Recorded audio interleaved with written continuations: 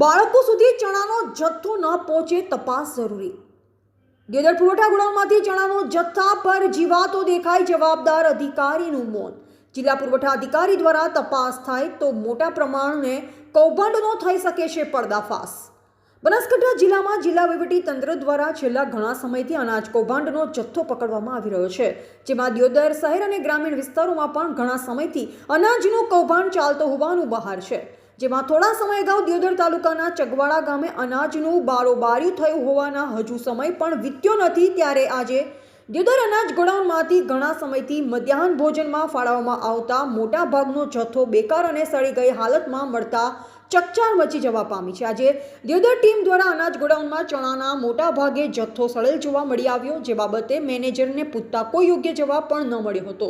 શું આ ચણાનો જથ્થો ક્યારે આવ્યો હતો? શું આ ચણાનો જથ્થો શું કોઈ જગ્યા પર ફાળવવામાં આવેલ છે? શું આ ચણાના જથ્થાનો કેમ વિતરણ પહેલા સરકારને જાણ કરવામાં ન આવી?